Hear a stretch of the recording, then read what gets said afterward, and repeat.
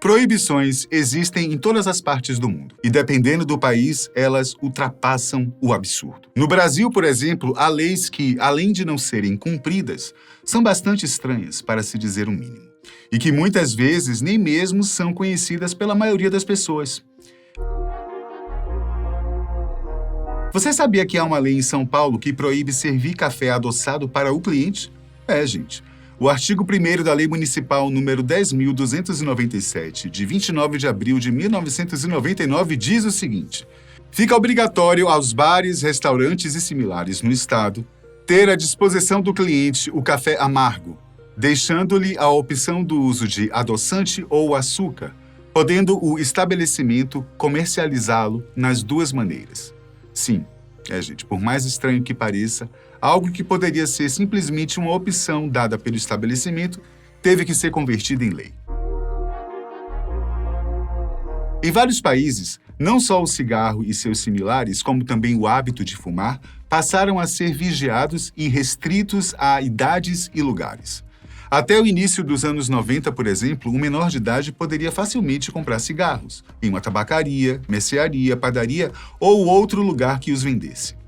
As leis antifumo passaram a entrar em vigor a partir de 1996, com a Lei nº 9.294, proibindo o uso de qualquer produto fumígeno, o que inclui o narguilé, em local coletivo fechado, público ou privado. Sobre o narguilé, tem mais um adendo, que é o fato de ele ter a ponteira normalmente compartilhada, o que facilita o contágio de doenças. Os cigarros eletrônicos ganharam muitos adeptos nos últimos anos, inclusive de fumantes veteranos que, por não conseguirem largar o vício do cigarro, viram nos pods e vapes alternativas menos prejudiciais para o organismo. No entanto, segundo a Anvisa, isso é um engano terrível. De acordo com estudos, os cigarros eletrônicos podem ser tão ou ainda mais prejudiciais que os cigarros ditos convencionais. E pasmem, os cigarros eletrônicos são proibidos por aqui há um bom tempo.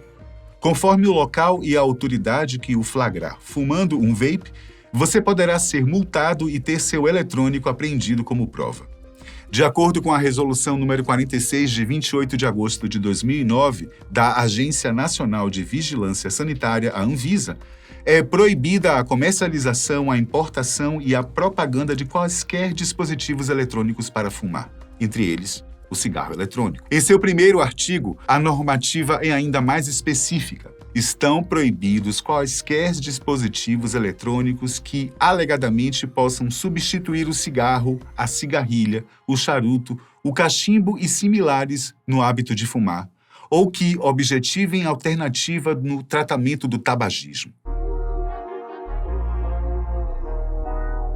Você já teve vontade de abastecer seu carro por conta própria, isto é, sem a interferência de um frentista? Pois sabe que nos Estados Unidos e em vários outros países, o autoatendimento em postos de combustíveis é bastante comum. Já aqui no nosso querido Brasil, isso não é permitido. Até tentaram, mas a Lei Federal 9.956, de janeiro de 2000, diz em seu artigo 1º que fica proibido o funcionamento de bombas de autosserviço operadas pelo próprio consumidor nos postos de abastecimento de combustíveis em todo o território nacional. Caso o posto descumpra a lei, será inicialmente multado e, se houver recorrência, será fechado. Nos anos 1980, para estimular a turminha a escrever melhor, havia relatos de um ou outro professor de língua portuguesa que cobrava do aluno algo como 10 centavos por palavra que ele errasse em uma redação ou numa prova, por exemplo. Se isso hoje lhe parece horrível, veja então o que a Prefeitura de Pouso Alegre, em Minas Gerais, fez. Em 2 de setembro de 1997, foi sancionada a Lei 3.306, que, resumidamente, prevê multas às empresas de comunicação caso haja erros de português em cartazes, outdoors ou quaisquer outras mídias publicitárias. As multas podem chegar a R$ 500 por peça publicitária, caso não seja corrigida no prazo máximo de 30 dias, a contar da notificação. Para o ex-prefeito Jair Siqueira, não existe aquela máxima de errar é humano.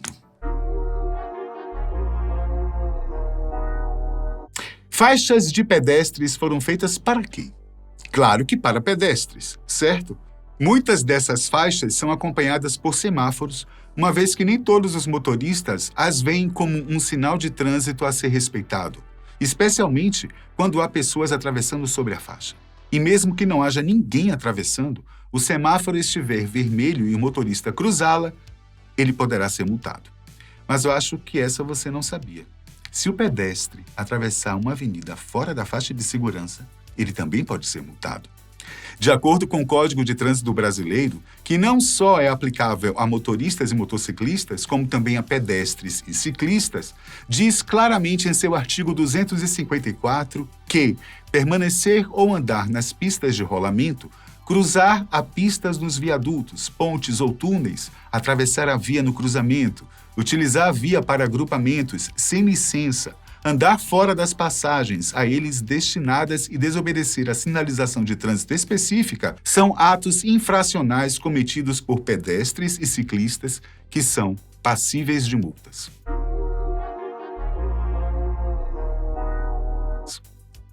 E por falar em pedestres, há uma atitude que muitos motoristas ainda têm no país que, além de demonstrar uma falta de educação tremenda, pode gerar multa. Talvez você mesmo já tenha sido vítima da famosa poça d'água, quando um motorista distraído ou mesmo com más intenções passa sobre ela com seu veículo e molha quem estiver próximo.